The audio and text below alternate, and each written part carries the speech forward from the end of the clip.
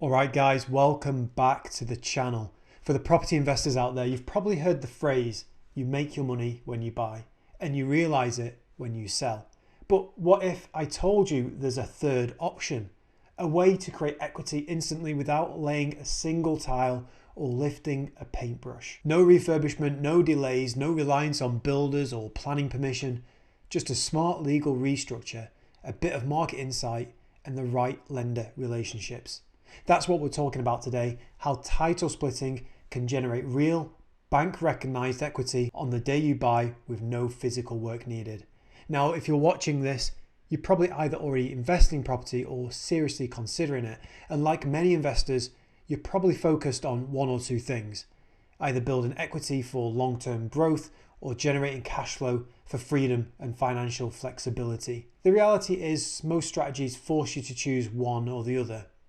For example, the rent-to-rent strategy is very much built around cash flow as the main target, while investing in a single buy-to-let in London is more of a long-term appreciation strategy rather than investing for cash flow. But there is a strategy out there that allows you to do both. You can benefit from monthly cash flow from day one, hold the asset for a number of years for capital growth, but you can also add value to the property the same day you buy.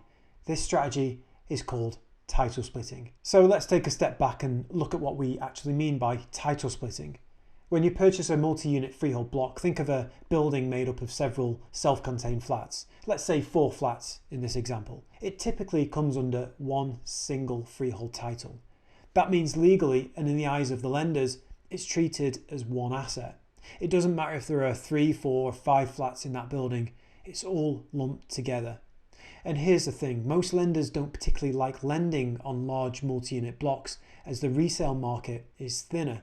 As a result, those lenders who do lend on apartment blocks as a single investment property tend to be specialists. They're more likely to charge more and have higher minimum loan requirements. But when you split the freehold into separate leaseholds, one per flat, you change the entire dynamic.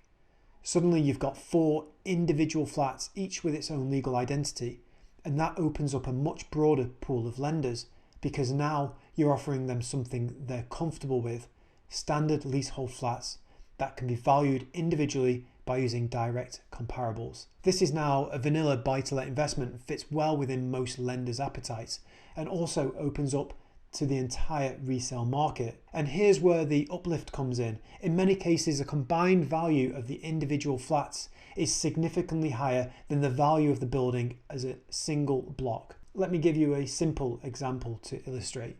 Imagine you buy a freehold block of 4 flats for £300,000.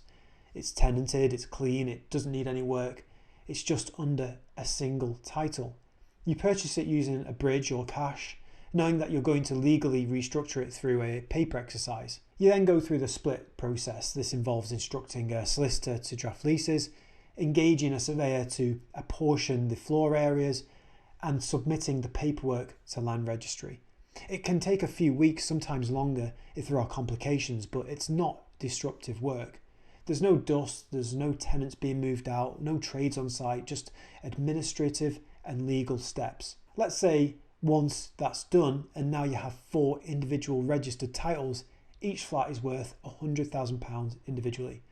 That's £400,000 total.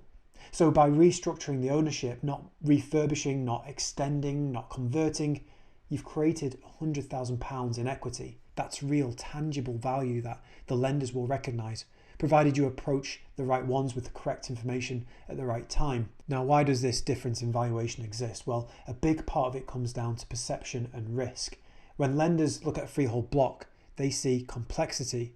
There might be shared services, ambiguous responsibilities, unclear boundaries. It's harder to compare like-for-like sales. But when they look at an individual leasehold flat, especially one that's self-contained, it fits nicely into their valuation method.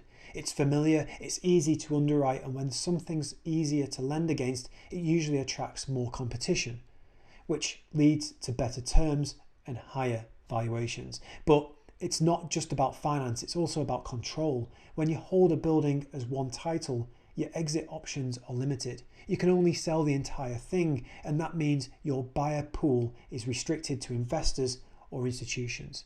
But once you've split the titles, you can sell one flat at a time. You can release equity in stages. You can sell to first-time buyers, to families, to downsizers, essentially anyone looking for a standard flat. That dramatically increases your flexibility and reduces your risk. Now let's talk about cash flow, because this strategy isn't just about creating paper equity. Once the title split is complete and the property is refinanced, you're typically moving from a specialist bridge loan, which might carry high interest and tight terms, into a long-term buy-to-let product. That switch only can dramatically improve your monthly cash flow, and because you're refinancing against a higher post-split valuation, you often have the option to pull out most or all of your capital, and sometimes even more. That means you can recycle your funds into the next deal while still owning a high cash flowing asset. And remember, you haven't spent months dealing with a builder, applying for planning, or living with uncertainty.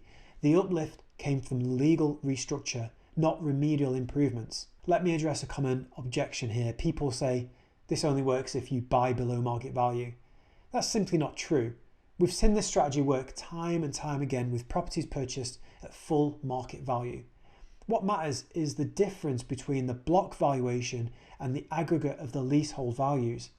In many secondary cities and commuter towns, there's still a significant gap between what investors are willing to pay for a block and what individual owner occupiers or landlords are paying for similar flats.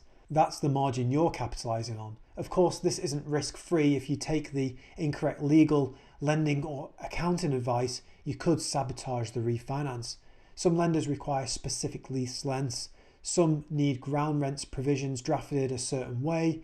If you get this wrong, you might find the new titles are effectively unmortgageable or valued at a discount. That's why working with professionals who've done this before is crucial. This is why I've created a free title split mini course to help guide you through this process and give you a greater insight into how this strategy works. It's a simple strategy when done correctly, but if you've never done it before, then the extra guidance that I offer could be the difference between a successful and a not so successful deal. You can access that free training using the link below in the description. The other risk is timing. If you go to refinance too early before the titles are properly registered, lenders won't recognize the new value. On the flip side, wait too long and your bridging costs might eat into your profits.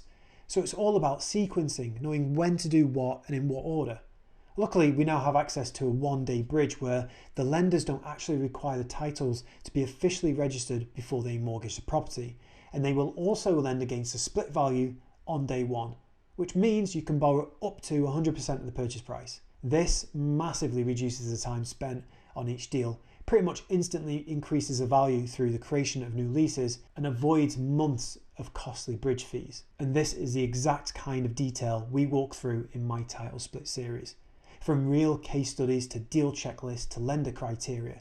If you want to implement this in your own portfolio and skip the costly mistakes that most investors make the first time around, that's where you'll want to head next. To wrap up, title splitting is a paperwork trick, but it's also a strategic tool. It allows you to create value out of a structure. It opens up better financing options. It gives you flexibility on exit and enhances both equity and cash flow. And in the current market where funding is tight, refurb costs are unpredictable and speed matters, the ability to generate six figures of equity without picking up a hammer is a serious edge. And as I mentioned earlier, I've put together a free mini course on the title split strategy where I go over how to borrow up to 100% of the purchase price and much, much more. So if you're serious about growing your portfolio and you don't have huge amounts of cash to put down as a deposit, I suggest you check it out via the link in the description. As always, guys, thank you very much for watching. I appreciate you for being a subscriber, and I'll see you again on the next one.